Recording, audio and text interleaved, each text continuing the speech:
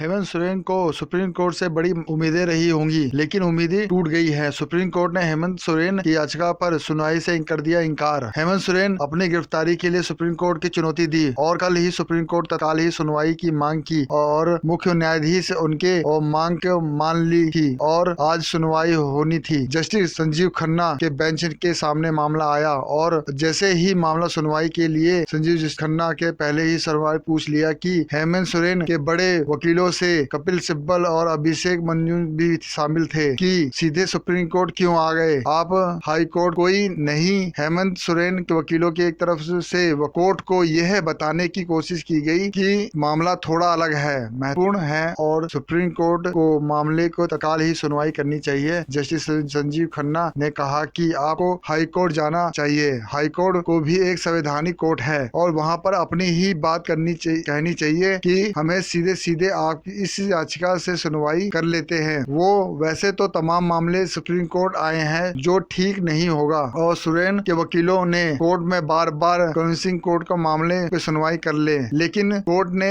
सुनने को तैयार नहीं था और सीधे कोर्ट ना कह दिया और हाई कोर्ट जाए और अपनी बात को कहें। हेमंत सोरेन के वकीलों ने कोर्ट से एक बात यह कही कि कम से कम माय लॉर्ड यही बात कह दीजिए कि हाई कोर्ट में जब हम जाएं तो हमारे मामले को तत्काल सुनवाई हो जाए। सुप्रीम कोर्ट को ऐसा ही भी निर्देश नहीं आया। सुप्रीम कोर्ट ने कहा आपको तत्काल सुनवाई की मांग करनी चाहिए थी और आपको हाई कोर्ट जाना ही होगा। हाई कोर्ट की याचिका दायर कीजिए और वहां पर तत्काल सुनवाई की मांग कीजिए। कल ही सुप्रीम कोर्ट में जब मामला आया, हेमंत सोरेन के वकीलों ने सिब्बल ने मुख्याधीश की तत्काल सुनवाई की मांग और सीजीआई चंचू सुनवाई के लिए उन्होंने कह दिया कि हम देखते हैं, कल सुनवाई करेंगे। तो हमारे जैसे कोर्ट रिपोर्ट करने वाले तवज्जो में हुआ और कैसे ही सुप्रीम कोर्ट के मामले को सीधे सीधे सुनवाई कर लेगा। और उनकी वजह, अगर आपको याद हो, मनीष सिसोदिया की जब गिरफ्तारी हुई थी, मनीष सिसोदिया सीधे सुप्रीम कोर्ट आ गए थे और सुप्रीम कोर्ट में उन्होंने